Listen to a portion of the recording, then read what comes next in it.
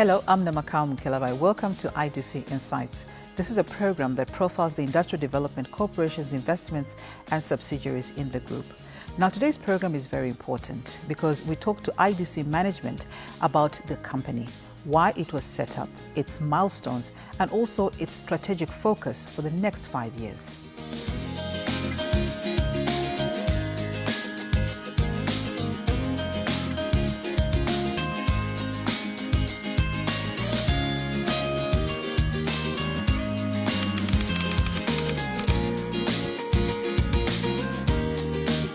The IDC is a special purpose vehicle for the government of Zambia. It was established to achieve two things. One, to spearhead industrialization in the country. As you are aware, we have a lot of natural resource, and most of it is not being exploited to the benefit of Zambians in terms of wealth, in terms of job creation. We were established to be a driving force to catalyze that kind of investment. On the other hand, we were established to supervise state-owned enterprises to make sure that they deliver returns to the shareholder, they are delivering profits, they're delivering dividends. The government was sitting with a lot of value in state-owned enterprise, and there was a concern that they were not operating at an optimal level where we, the Zambian people, could get a return on our investment. So the IDC was established to make sure that we were achieving one, a turnaround or transformation in the state-owned enterprise sector and the creation of new wealth and new jobs in the country.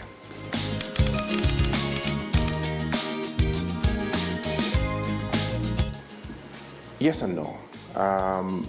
Zimco operated in a very different environment. It was state control.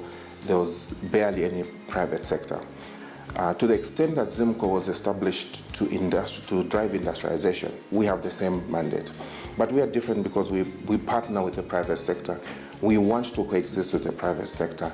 We actually want the private sector involved in our investment. And the environment in which we are operating is fundamentally different. Our companies compete with the private sector, where Zimco's companies were protected from private sector competition. So in many respects we are the same, but at the same time we are fundamentally different.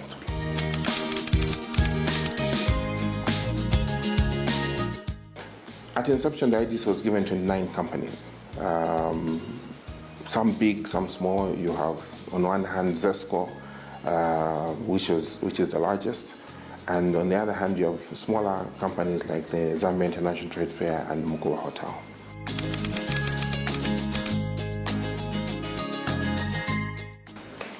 The first 5 years of IDC's existence was about rightsizing the portfolio. So you had a lot of jobs that were not sustainable.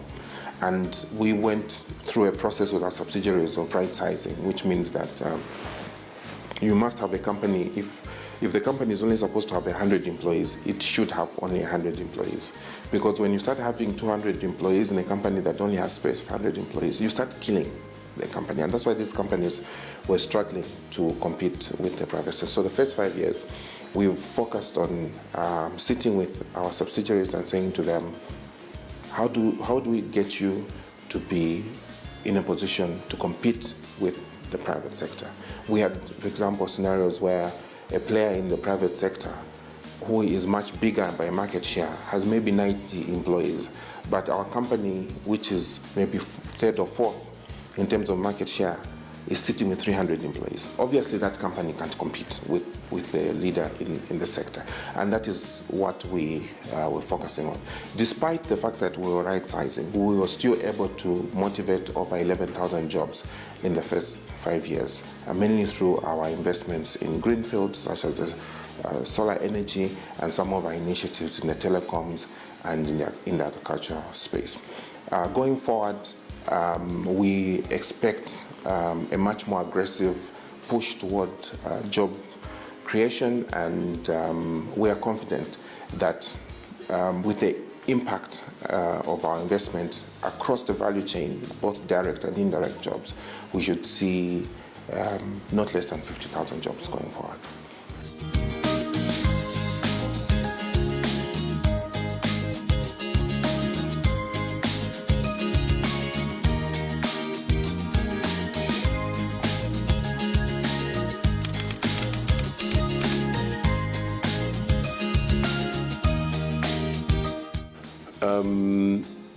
Obviously, the key one which we put in place is to make sure that we formulate policies and guidelines that make them perform. And one key aspect we have introduced, which we introduced when we took over these companies, is to make sure that each of these companies sign a performance management contract with the IDC. Firstly, you know that the IDC appoints the board. So we appoint a board, and that board has to have a performance contract with IDC.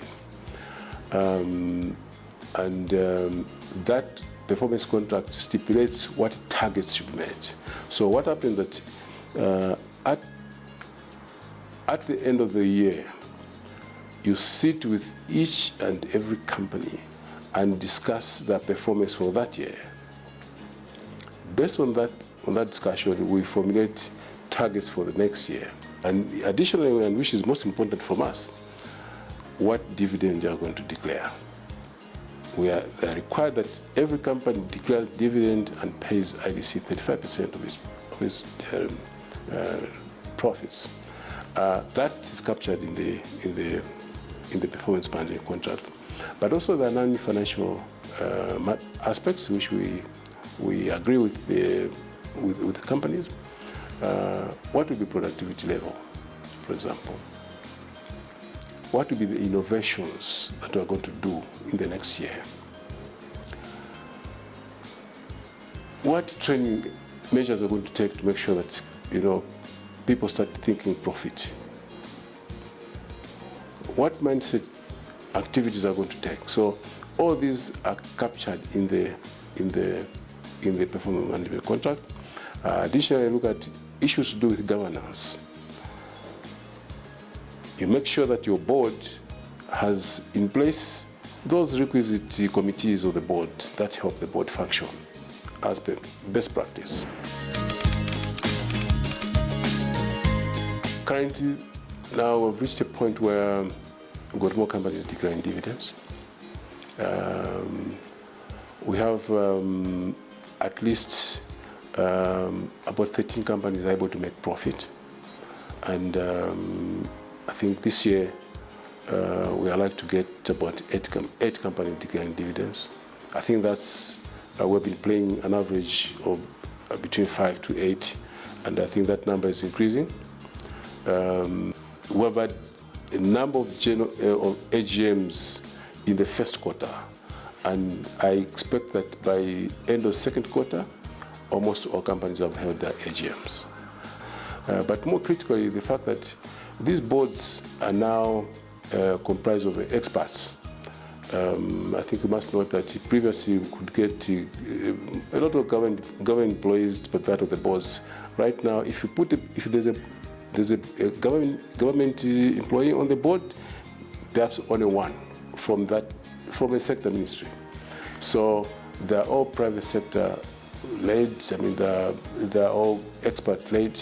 We look at what contributions can do, and if the board does not function, if the board cannot perform, because we are the appointing authority, we also become the disappointing authority. So most of them, either you don't get your renewal for the next term of the board. Basically, there are 2 years, two-term tenure of 3 years each, and in most cases, if you don't perform as a board, basically we terminate or we don't renew. The same with the top management. The top management has to be accountable because we need accountability in these political boards. We need accountability in these companies. So if you can't perform and you're an MD, the chance that you might not get your next contract, or you're a CFO, you might not get your next contract, because we are looking at every person in those aspects. If individuals perform, the company performs. So basically that's what we're looking for. We look at Zambia Rails. It's a company that can help develop this country, play a big role in transformation.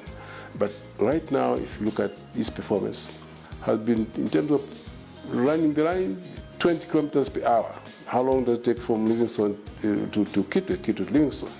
It's quite. So we want to improve that that efficiency of the company.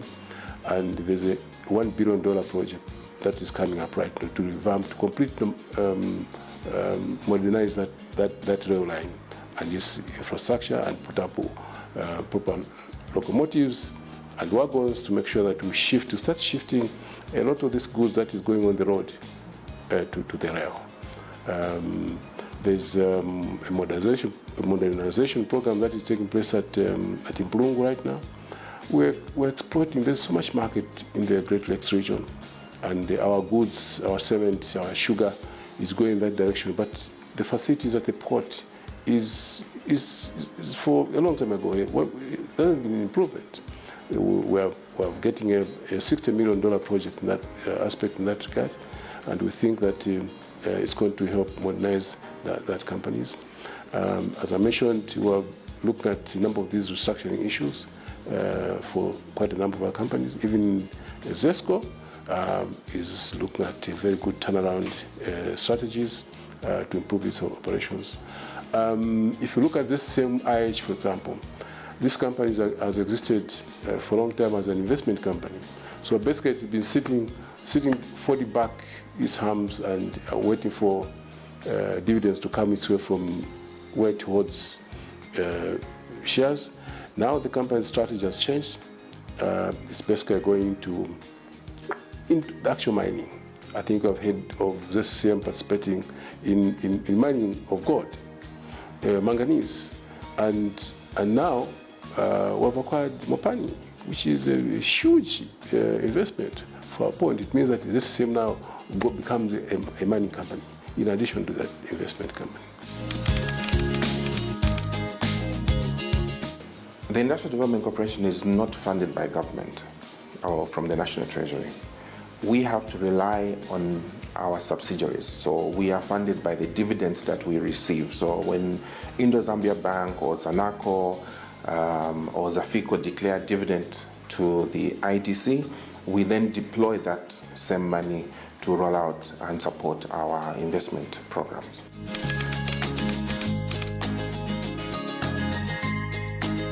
In the energy sector, we have invested in renewable energy.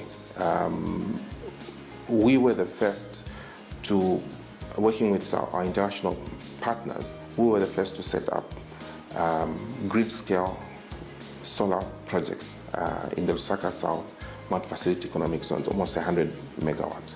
And we are proud of that because it demonstrates that when the IDC goes into a sector, we make it attractive for the private sector.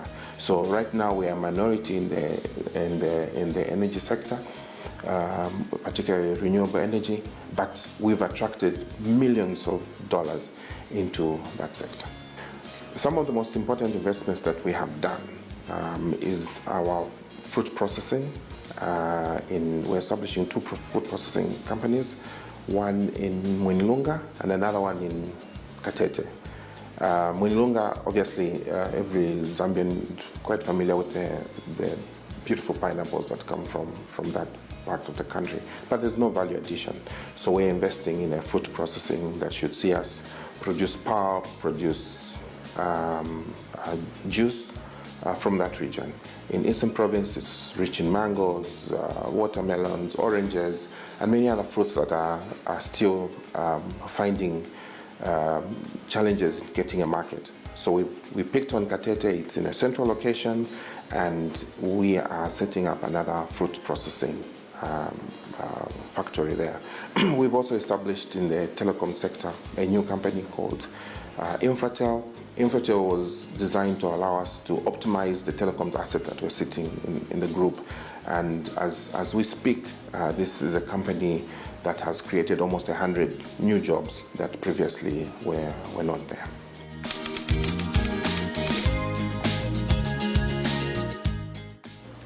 The IDC's investment criteria is at the first hand spelled out by the investment policy. So the investment policy of the IDC outlines what areas the IDC can invest in and what areas the IDC cannot invest in. This is further broken down by what is articulated in the strategic plan. And in the strategic plan, which essentially runs for 5 years, will outline the key focus areas. And in this particular regard, our current plan makes specific emphasis to areas of manufacturing, agriculture, infrastructure, tourism, and renewable energy. So from there, we then drill down into the more detailed specifics around the opportunities that will help us to seek and identify investments in these strategic focus areas. Overlying or overarching guidelines are also around our key aspects of the mandate.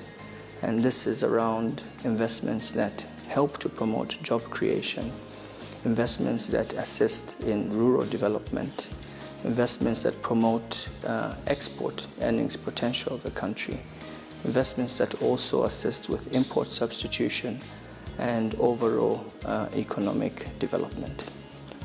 The medium-term focus of IDC with respect to investments is around two key sectors, and that's manufacturing and agriculture. The portfolio of the IDC at the moment is exposed to agriculture sector only to the extent of 1%. What we are embarking on currently is to increase this exposure to at least 5% of the portfolio by the end of 2025. And by doing so, we'll be looking at increasing investments in all aspects of the agricultural value chain, starting from investments that are in the primary agriculture space. By primary agriculture, I mean we're actually undertaking the production or growth of various agricultural produce right through to processing, where we're going a step further into packaging for export as well as regional markets. We also looking at the manufacturing sector, where currently the IDC is exposed to the extent of 2% of its portfolio, and we want to increase this to 12% by the end of 2025. And really what's driving our motivation around increasing investments in the manufacturing space is the aspect of job creation. We also note that through investments in the manufacturing sector, we're able to more effectively address the issue of import substitution. As you are aware, this country imports a lot of what goes into various aspects of consumption and production. And this is really not a very sustainable state of affairs, in that it places a very huge burden on the balance of payments position as well as the valuation of the local currency. And so the IDC sees itself as a very key player in trying to address this structural imbalance that should in the medium to long term assist to support the valuation of a currency and also begin to help the country to be more self-sustaining insofar as productivity is concerned. Over and above that is the overall economic benefits around being able to produce more, contribute more towards the state treasury in the form of taxes, and also support the aspirations of the country around regional trade and integration. As you're aware, there's the Africa Continental Free Trade Area conversation at the moment that should basically be able to reduce barriers to trade within sub-Saharan Africa. And so as a country, we need to position ourselves for a single market opportunity that is to arise from the Africa Continental Free Trade Area.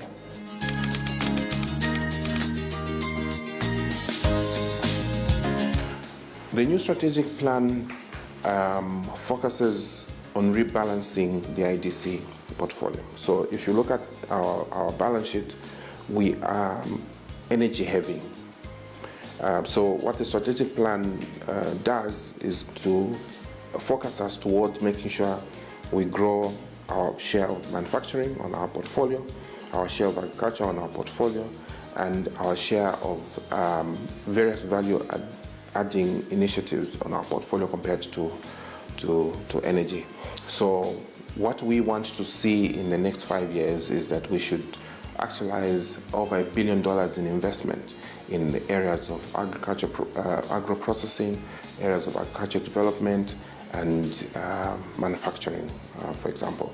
We expect the direct jobs coming from our investments to be in the region of $50,000, and we expect that by the end of 5 years, we should have over 50% of the companies that were handed over to us being profitable, so that we get rid of the legacy of loss-making companies underpinning what the word state-owned enterprise meant.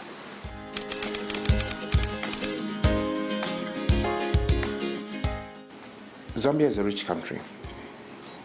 We are rich in mineral resources, we are rich in water, we are rich in land, and it's in our interest as a country to make sure that the country develops at the same time. The 7th National Development Plan talks about leaving no one behind, and that's what excites us at the IDC. When we can create a job where the value is sitting, when you can create a job in Katete, knowing that the oranges to feed the plant will come from a farmer in Katete who will sponsor children to go to school, who will buy a car that he ordinarily wouldn't buy, who have an impact beyond his family by creating new jobs for the local community.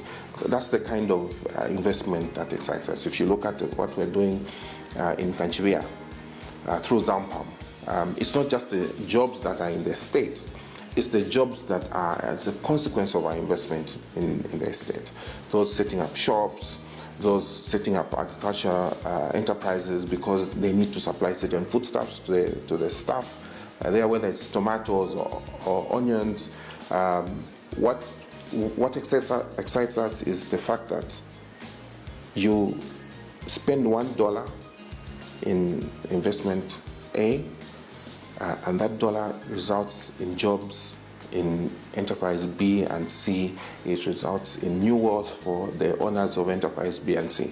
So the trickle-down effect keeps us busy, because we want to see more and more of our rural community finding jobs right there where they live.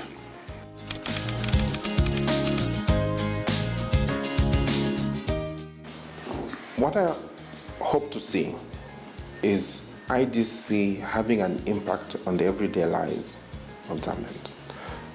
When you go to a bank, there's something about IDC investments that is in that bank. The food on your table, the jobs that your children have, the wealth that you are creating as an individual. Remember that the IDC was designed to spearhead industrialization. And to the extent that we achieve a Zambia where the Zambians are in control of their economy, I believe that IDC can help us achieve that. What we want to see as the IDC is that we reach a stage where Zambians are the ones that are adding value to their natural resources. And when I say Zambians, I'm talking about citizens, and I'm also talking about institutions. We must be in charge of our own economy. So us as the IDC, we're investing in the human resource who will be tomorrow the investment managers, the investment decision makers of the future. Our investments today are giving confidence to Zambians that they can do the great things that are necessary to not only turn around the Zambian economy, but create opportunities for tomorrow's Zambian millionaires, tomorrow's Zambian entrepreneurs.